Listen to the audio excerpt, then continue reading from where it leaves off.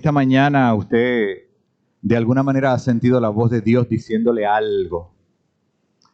Afirme en su corazón que Dios es bueno y que su intención siempre es y será para bendecirnos.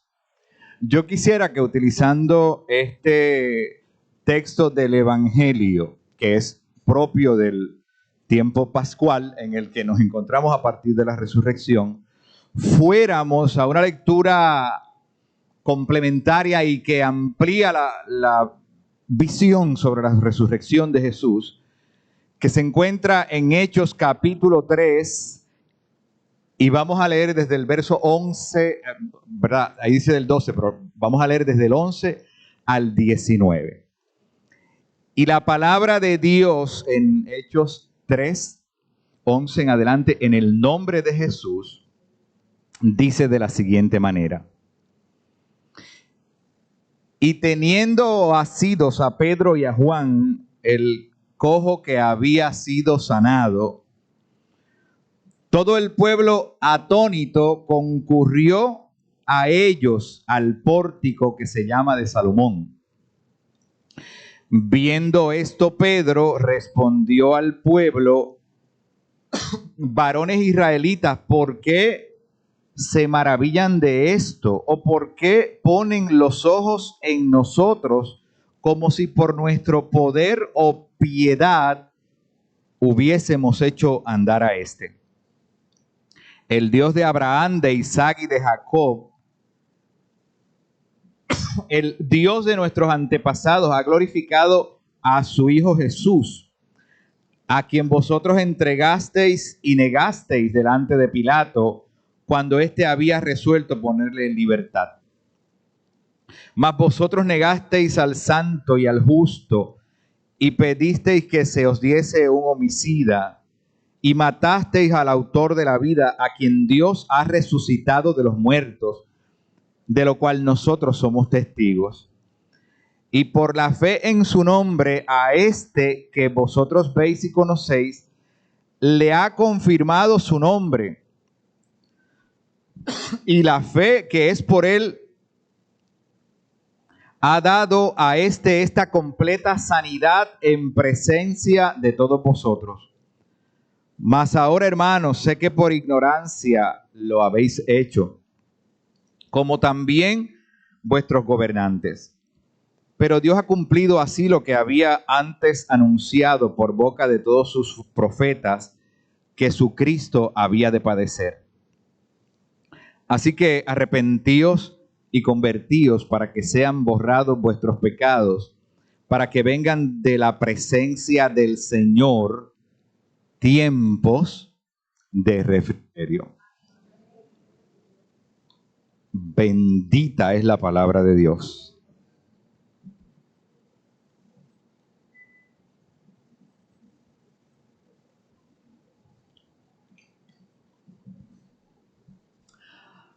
¿A cuántos de aquí llamaban o llaman por un apodo?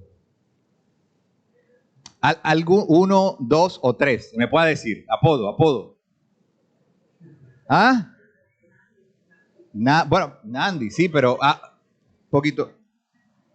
No oigo. ¿Cómo le dicen? Bu. Bu. Mira, Bu. ¿Y a quién por allá le dicen cómo? Mayen. Apodo. Tu Gloria. Colin. Fíjate. Y así sucesivamente, fíjate. ¿Quién? Aquí, por aquí, usted. Papuso. Y nuestra hermana Victorina ya, ¿cómo? Lidia. Nirka. ¿Ah? Bárbara. Cuca. Mire qué interesante está esto. Los apodos. Nolin. Bueno, pues tenemos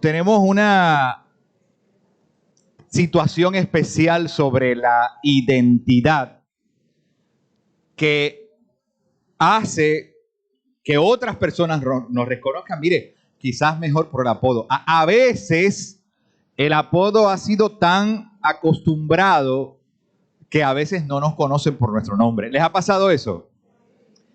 En mi barrio había un hombre a quien le decían el mudo. Y fíjense que no era que no hablaba, era que tenía dificultad al hablar y uno con un poco de esfuerzo lo podía entender. Pero a alguien se le ocurrió que esa dificultad iba a estar asociada con ese apodo de el mudo. Y lo marcó para el resto de su vida porque desde ese momento hasta que murió, yo no sé si tú recuerdas, Linda, pero yo no recuerdo su nombre. No recuerdo su nombre. Pero vaya allá a las Croabas y pregunte a alguien, oye, ¿tú te acuerdas del mudo? Y todo el mundo le va a hacer la historia. Hay gente, a mí nunca me han dicho el flaco, pero bien podría ser, ¿verdad? Pero hay gente que, bueno, no voy a mencionar para no entrar en ningún tipo de situación, pero hay distintos apodos por los cuales la gente nos reconoce. Pero en esta historia de esta mañana está inspirada en un apodo que le pusieron a un hombre que, dicho sea de paso, no se menciona su nombre. ¿Y sabe cómo le pusieron? El cojo. Y dice Lucas, que es el autor a quien se le atribuye el libro de los Hechos, que era cojo desde su nacimiento. Así que de nuevo a alguien se le ocurrió que aquella dificultad estaría asociada a ese nombre, ¿verdad? A ese apodo, el cojo. Y ahí marcaron su vida para siempre. Pero dice más, porque la historia dice, quiero leer, ¿verdad? Aquí textualmente, que ese hombre era llevado al templo. El templo estaba rodeado por una muralla y en cada perímetro había una puerta. Pues ellos lo llevaban a la puerta principal porque el cojo iba a pedir limosna. Y allí estaba el cojo todos los días de su vida pidiendo limosna. Pero ¿qué sucedió? Que ya a partir de la resurrección de Jesús, cuando Jesús ya había ido al cielo para ubicar su posición a la diestra de Dios, un día de esos pospascuales va Juan y Pedro a orar al templo y les da con entrar por esa puerta que se llamaba, ¿verdad?, la puerta La Hermosa, y que pues está hoy recubierta de oro, ¿verdad? Y sellada, porque la expectativa es que cuando el Señor regrese, entrará por esa puerta. Pero en ese momento había accesibilidad al templo, y cuando el cojo ve a Pedro y a Juan, como lo haría con cualquier otra persona que pasaba por allí, ¿verdad? Porque una persona que pide no discrimina, ¿verdad? Le pide a todo el mundo porque está buscando algo para algún propósito. Pues le pide dinero a Pedro y a Juan. Y ahí entra el relato que tenemos delante de nosotros, porque Pedro y Juan, bueno, en este caso Pedro, le dice algo que comienza a trastocar desde mi punto de vista, ¿verdad? Desde mi imaginación, comienza a trastocar la vida interior de esta persona. Y es que Pedro le dice, ¿qué le dijo? Yo no tengo oro ni plata, pero le dijo algo más. Lo que tengo te doy. Y después le dice, levántate y anda. Cuando nosotros venimos de Fajardo, en la Luz de Luquillo hay una persona que pide dinero. Usualmente lo hace con un envase de jabón de lavar ropa, ¿verdad? Picado como si fuera, ¿verdad? Una alcancía, y ahí el hombre.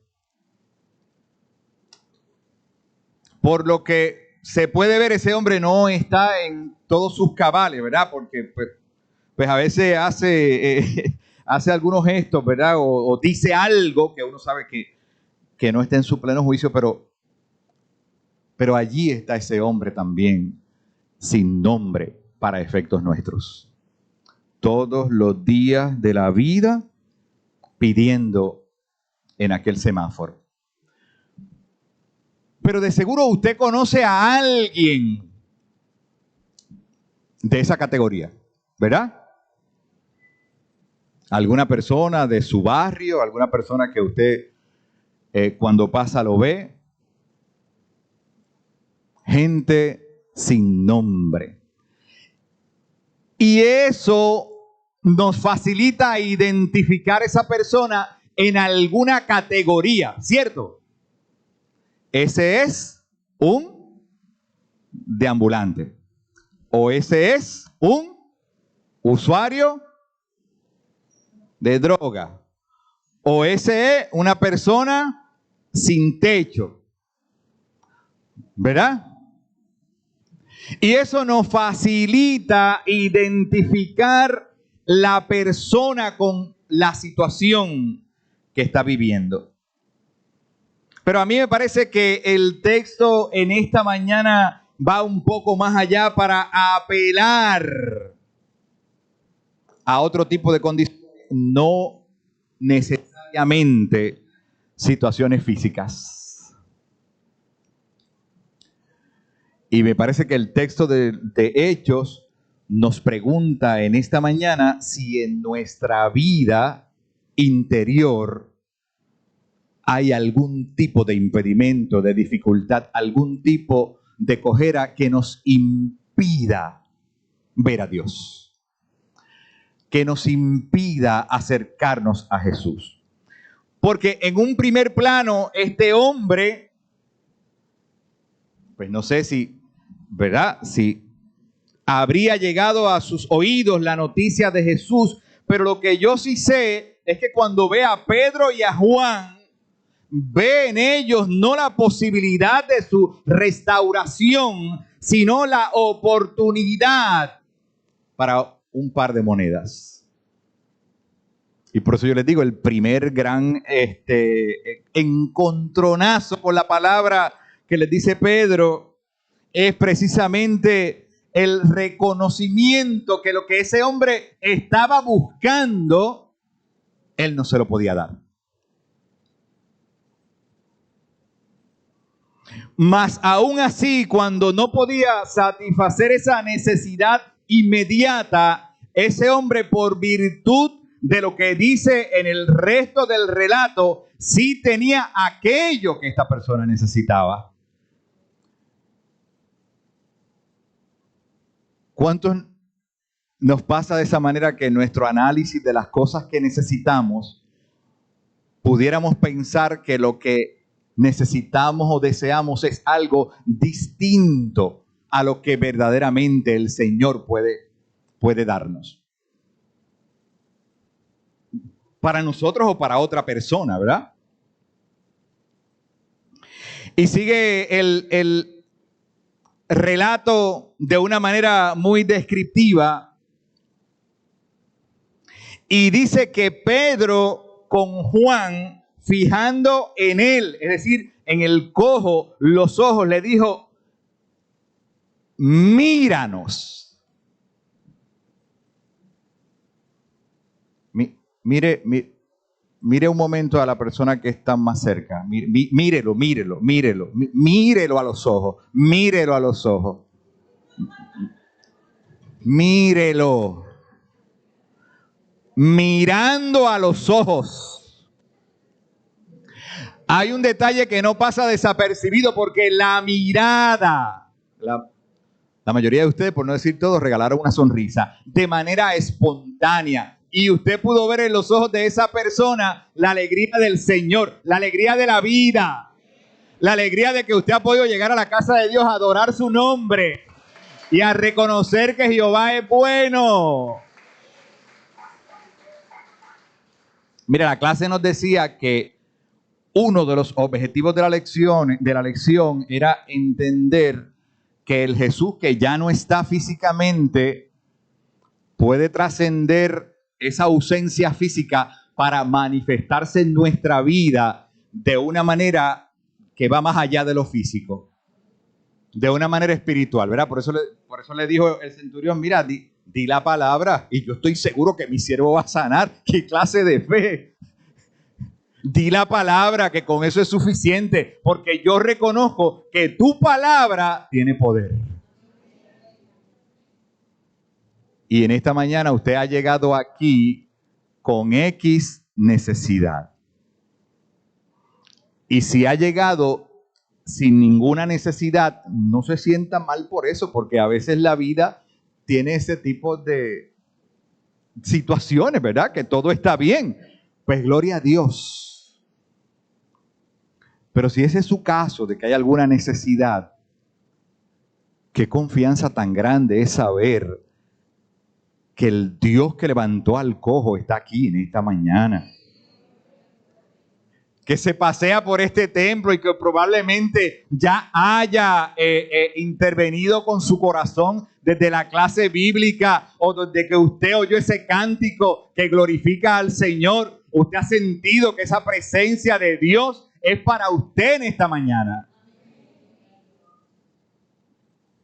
Que con una mirada, David, con una mirada podemos decir tanto.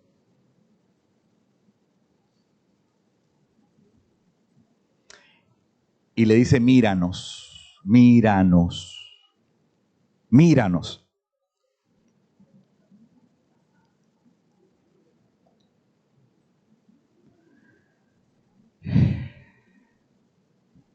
Entonces, ese hombre rogaba que le diesen limosna.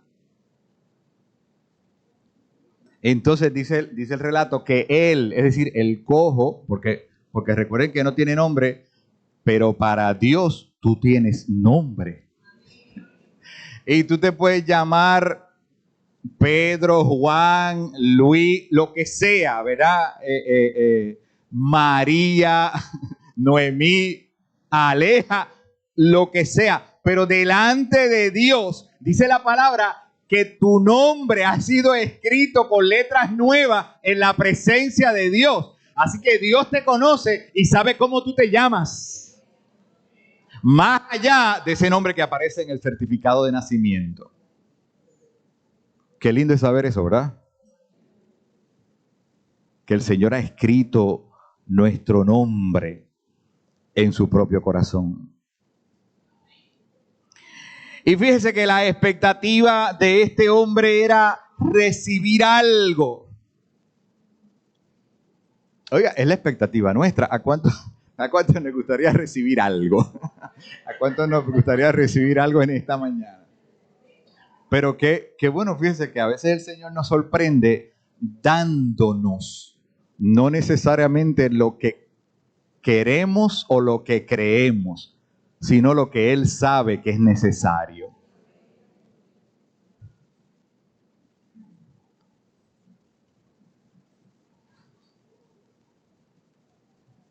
Y el relato continúa, ¿verdad? Diciendo que además de esa comunicación que se da a través de mirar el rostro de una persona e intercambiar esa comunicación que va más allá del lenguaje. Dice que le toma por la mano derecha y que al momento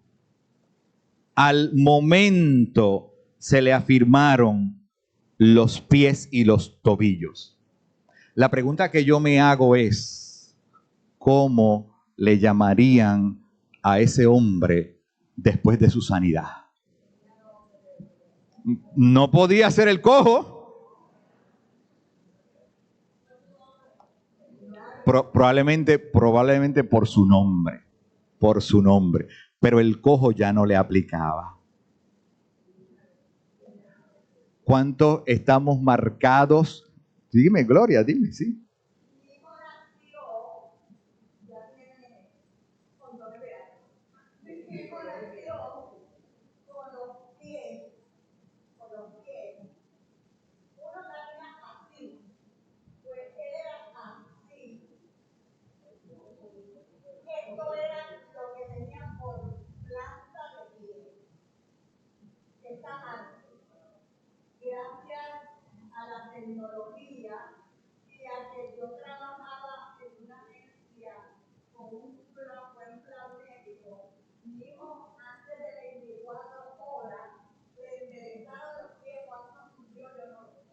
Fíjate, Gloria, que tú has traído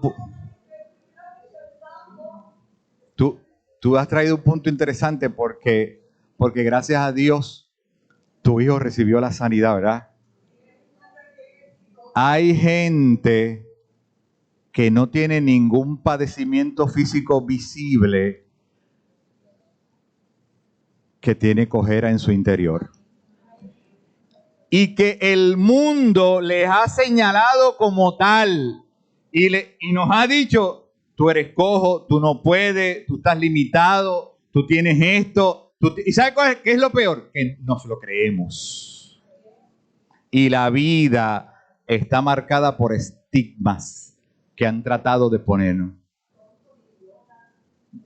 ¿Y sabe qué hace Jesús? Nos levanta y nos libera en su nombre. Pero, ¿sabe lo interesante de este relato? Que Pedro y Juan se cuidan. Pues déjeme empezar conmigo, ¿verdad? Déjeme empezar conmigo. Yo creo que Nancy lo mencionó en el ejemplo de la clase. Si aquí hubiese una manifestación en que yo pusiera las manos sobre algunos de ustedes, ¿verdad? Y recibieran sanidad. Bueno, pues, ¿cómo no me voy a alegrar por eso? ¿Cómo no me voy a alegrar? Pero cuidado, Hernando, que eso no sea motivo de alimentar el ego y el orgullo.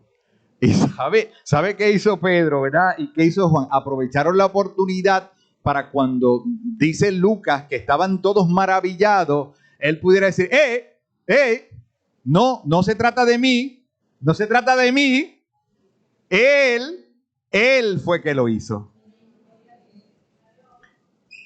Y caminamos por ese riesgo que esa tentación de alimentar nuestro orgullo presenta. Y hay que reprenderla en el nombre de Jesús. Entonces ahí es que entra la parte del asunto de la resurrección de Jesús, porque ellos aprovechan para decir, aquel a quien ustedes, mire qué interesante, el pueblo está maravillado por el milagro. Por eso yo decía en la clase, no podemos depender exclusivamente de los milagros, porque los milagros vienen y van y se producen cuando Dios quiere. A veces por más que oremos, no ocurre el milagro. ¿Y qué pasa con eso? ¿Será acaso Dios menos por eso? ¿Tendrá menos poder por eso?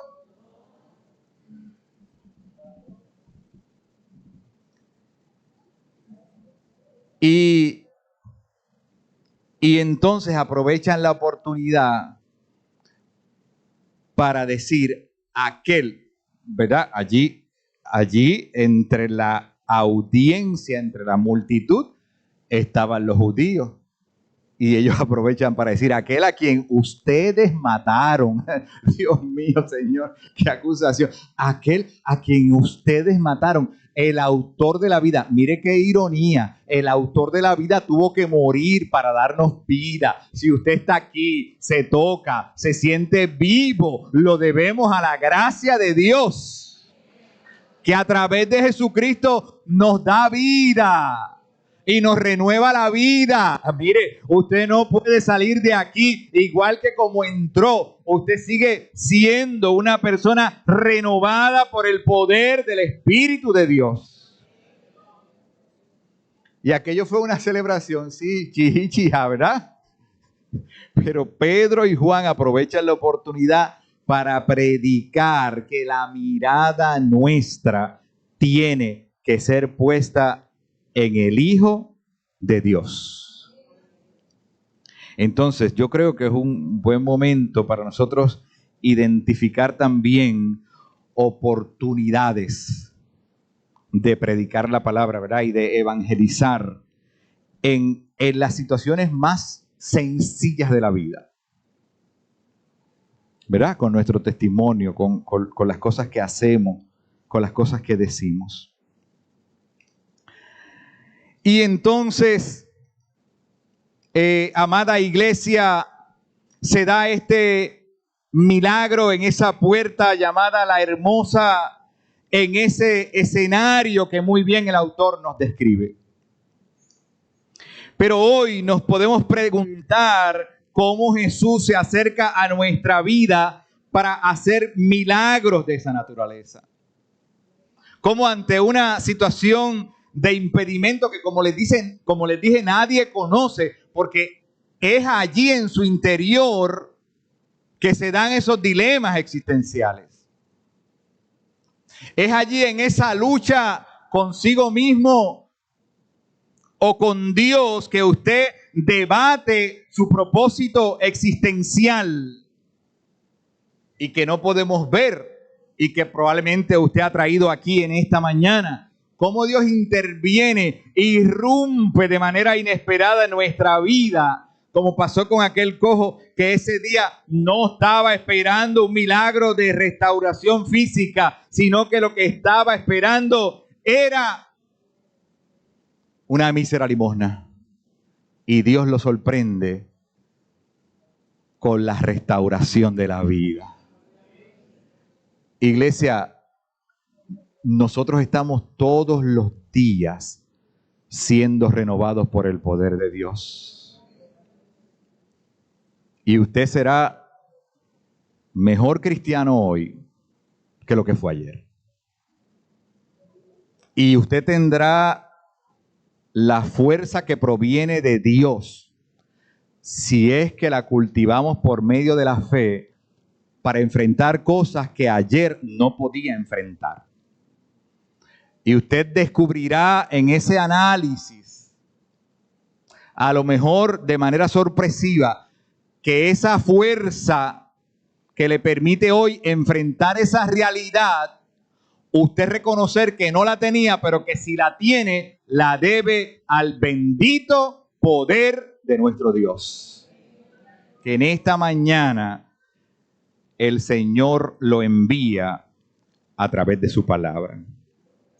Así que yo les dejo con esto, les dejo con esta historia de este cojo, que pienso como ustedes dijeron, yo pienso que ya no le llamaron más cojo, sino que comenzaron a llamarle por su nombre, para reconocer que delante de Dios nuestro nombre ha sido renovado por la presencia de Dios.